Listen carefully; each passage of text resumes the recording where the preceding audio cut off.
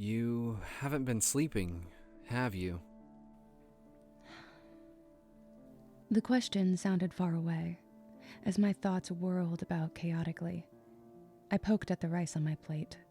Sis. I turned over a burnt pepper. He'd never learned to cook properly, would he? The fork in my hand disappeared. I looked up. Linne. My headache raged. Yes, Noah, I heard you. And you didn't respond why? I'm just thinking. I eyed my fork in my brother's hand. Heaving a sigh, he handed it to me and knocked on my forehead. You think way too much, Linne. You'll drive yourself crazy if you're always in your head. There's already someone in there driving me mad, I thought, roughly jabbing my fork into the charred vegetable. So, gonna answer my question? I stuck the piece of pepper in my mouth and chewed slowly in response. Noah heaved a sigh. I wanted back in my mind more than ever. Not that I knew what I'd be doing there. Would the kid come back? I had no idea. The past few days I've gone into my mind space. The rocks were still scattered about, so I only assume the kid's still there. Just really good at hiding, I guess. Whatever.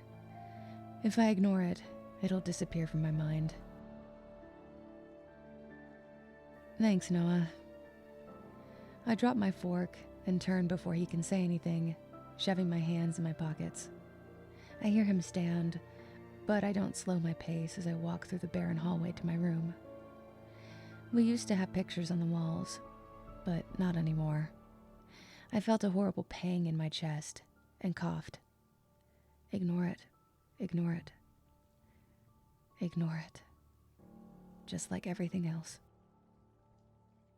As soon as my head hit the pillow, I was back.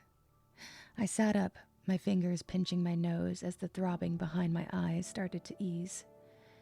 It was here, only here, where I could escape all my pains. I brought my hands to the smooth rock under me.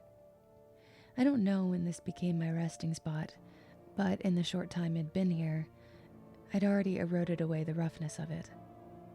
I guess that was one thing I could be grateful for in all this confusion. A place to rest. It seemed so simple, yet in all the time I'd spent here alone, I can never manifest anything like it. I curled up on the rock. Should it have a name? I guess not. Does it matter? It felt warm, quite the contrast from the damp, cool air around me. Before I realized, my headache was gone. My eyes were closed, and I was falling into sleep.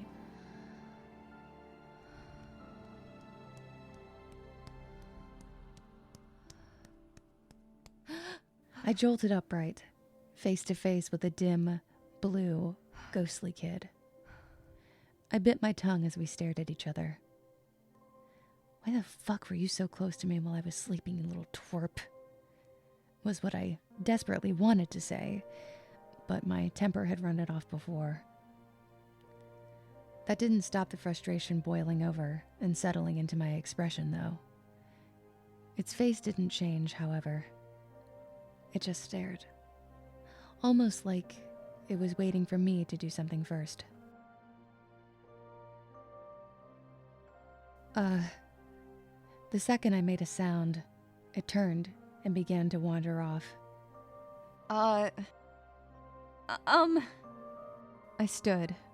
God, what a brat. I couldn't believe this. Excuse me. It kept walking. I began to follow it, a healthy distance away. I bit my lip hard as I tried to keep myself under control. My fingers were clenched, and I could feel my eyes twitching. Kid, hello? God damn it, why are you ignoring me? It halted. Doesn't feel good, does it? What? I stopped, my anger dissolving into confusion as it turned to face me. You spend so much time in here, you'd think it'd make you more considerate. But it just doesn't. It's so odd. Do you just sit here and wallow in yourself, thinking of no ways to make your real world around you better? My face burned with a mix of embarrassment and annoyance. I turned my head away, my arms crossing. Linne? It knew my name? I sunk to the ground, my hands tangling in my hair. Powerlessly, I whispered, "No. No, I guess I don't."